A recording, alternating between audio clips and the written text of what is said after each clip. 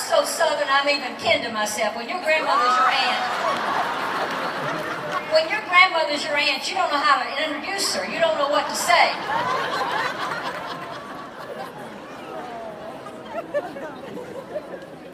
My family is second.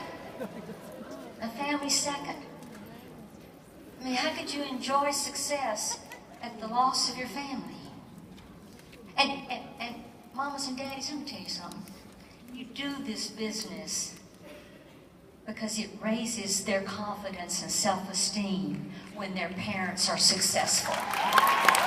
That's the reason you do it.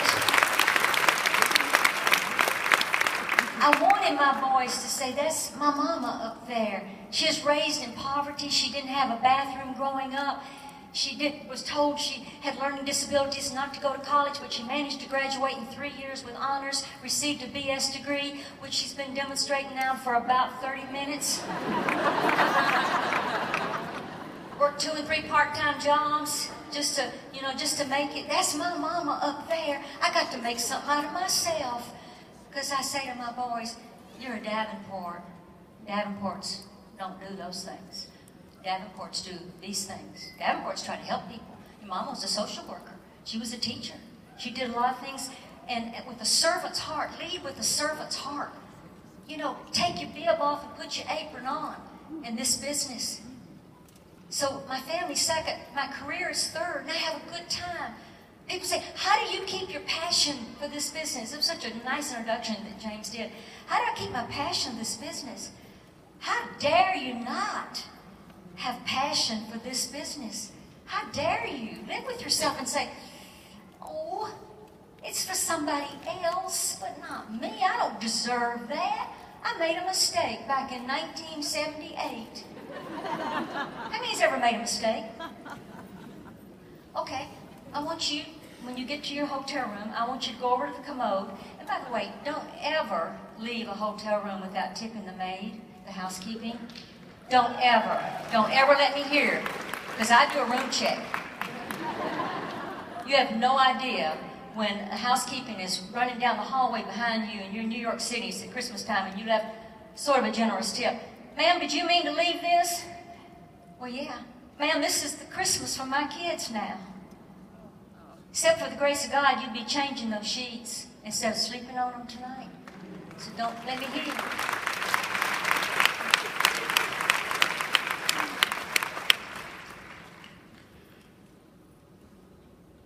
Gosh, y'all amazing. Okay, God's first, family second, career's third. The reason, how many of you had some slumps in your business? Oh, that's a good time to get out in it, because it's low then. You can just jump right out then. You're being tested when you have the slumps. It's not your setback, it's your comeback. And a setback is a setup for a comeback.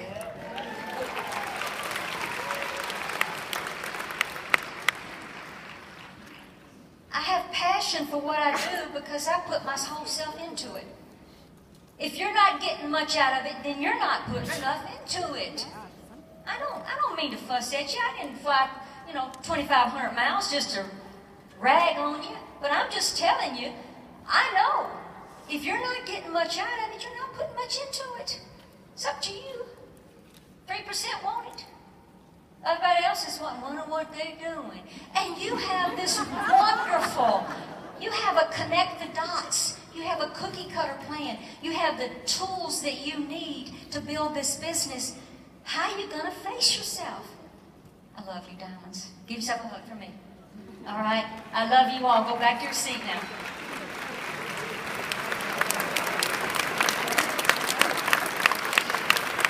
I appreciate y'all being part of the program. Okay, I just cut this out of the newspaper.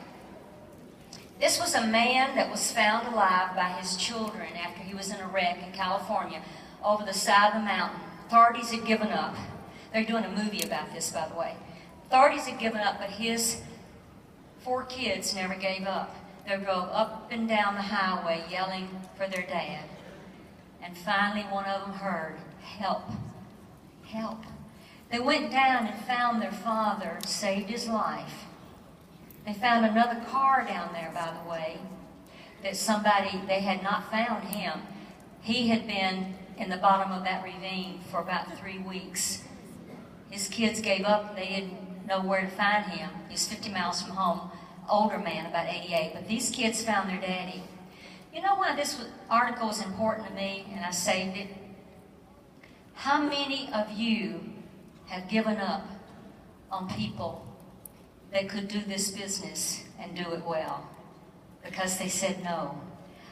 I want you to stop. In fact, if I interviewed you and I said, give me some names of people that you've given up on, and I can't think of anybody. Your child's life's at stake like Carson. I'm going to dig a little deeper.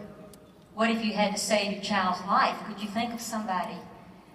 Go back and think of who you have left out. And you know what? You got to be a product of the product. If you're not, don't go back right now. Use your product a little bit more. Be a little more devoted. You know what I'm saying? Because it doesn't mean that you have to lose 50 pounds or you have to be doing, sidestepping and dancing and caring. You don't have, but if they see an improvement, folks, that's what you're looking for. And then, you remember Flight 1549, U.S. Air? They had their last flight yesterday, by the way. And I thought it was awfully nice for Plexus to send the Learjet to pick me up to come here. That was thoughtful, I thought. Now, it was disguised as U.S. Air. Nobody knew the difference. It was U.S. Air, but to me, it's my Learjet. But this miracle on the Hudson, Captain Sully landed an airplane, Flight 1549, safely on the Hudson. When he said to air traffic controllers, I'm going to land on the Hudson, because geese had gone into the engines and the engines were shut down, and they were trying to find an airport called the Hudson. Who's going to land? What's the Hudson?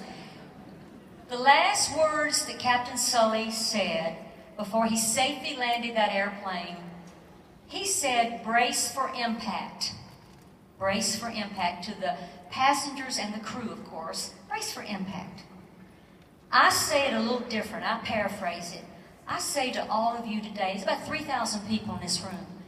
I say prepare for impact, because you don't know what's going to happen.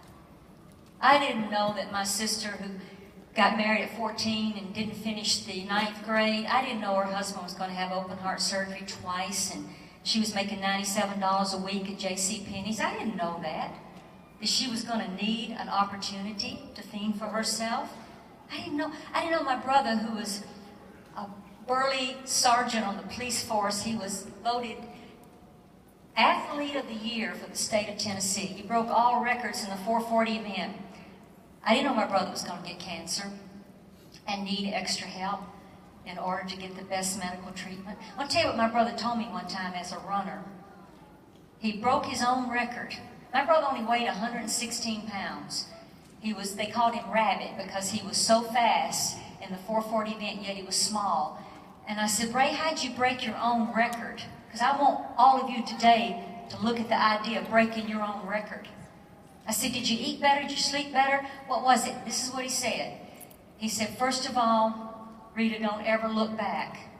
Don't look back. You'll stumble, you'll slow down. Don't look back.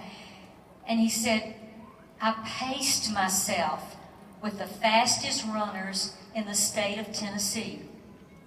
And all you got to do is pace yourself. Be careful who you spend time with. One pessimist in Plexus can pull 10 optimists down, then 10 optimists can pull one pessimist up. That's right. In this business, every time you open your mouth, money goes in or out by what you say. The last thing you ever want to do is complain to your downline. The last thing. You got to understand there's no good that will come from that. You can complain up, you can circle back. That's okay. You need to, if you have concerns, but you don't complain down. They're not prepared to hear that. So be careful. And how often do you do that? Let me tell you about Captain Sully, though. Do you know that he actually was a glider pilot?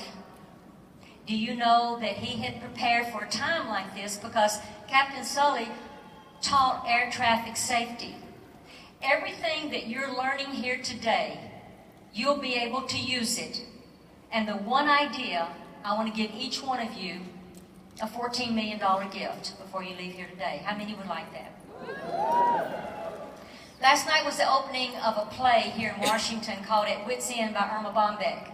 Irma Bombeck was my neighbor. I lived about $2 million down from her house, but and she was my mentor and she was my friend, and I got to be there accidentally, didn't even know it was opening, and her family was there. Irma Bombeck taught me so much. She said, Rita, in life it's better to wear out than rust out. She said, keep going, do whatever you can do, go out every day and help somebody, and ask yourself before you go to sleep at night, what did I learn today, and what did I do today to help somebody else? If it's a hug, word of encouragement, whatever it is, you sleep better knowing that. Irma Bombeck, I don't know if you know this or not, but she was one of the most talented writers. Her last advance on her book, before she wrote a word of it, her last book, she got $14 million advance. So I called her and I said, girlfriend, I just read in the paper you got a $14 million advance for your book. How does that feel? I never known anybody to get $14 million like that. I'll never forget what she said. She said, Rita, I'd rather have a kidney. Irma was on dialysis 4 times a week. It was very, very difficult. She said, I'd rather have a kidney. Irma Bombeck died of kidney disease. Both of her sons have been lucky to have kidney transplants. It was a genetic thing in her family. I'd rather have a kidney. Everybody right now, put your hand right back here where your kidney is. You got one? That's $14 million to somebody who doesn't. Let's go over here on the other side. Let's just be brazen right now. You got one? That's 2. That's 28. So you came to Washington and you go home worth at least $14 million. It's worth your trip, wasn't it? Well, let me see. Some of you are not as worried about your purpose because you're worried, why is she wearing 2 watches? I need to explain this because a lot of people haven't heard me speak. This right here is a cheap, it's about a $29 Timex watch. But I wear it because I can see it.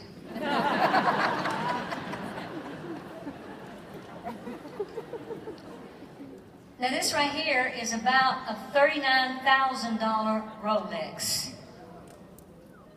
I wear it because you can see it.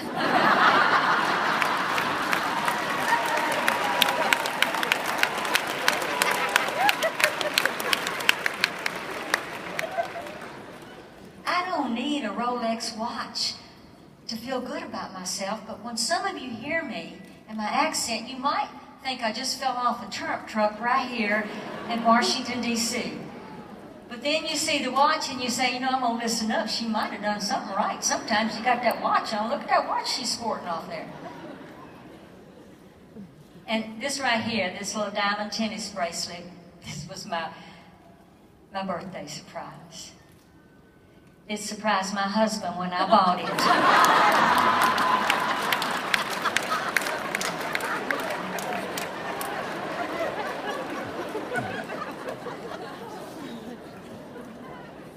I've lived my life with this quote, again, over my desk. It says, press on. See, I'm not going to be there with you whispering in your ear. So you got to press on. Nothing in the world can take the place of persistence. Talent will not. Nothing is more common than unsuccessful men and women with talent. Genius will not. Actually, the unrewarded genius is almost a proverb. And education will not. The world is full of educated derelicts. But persistence and determination alone are omnipotent. I used to pronounce that as omnipotent till yesterday. The slogan, press on.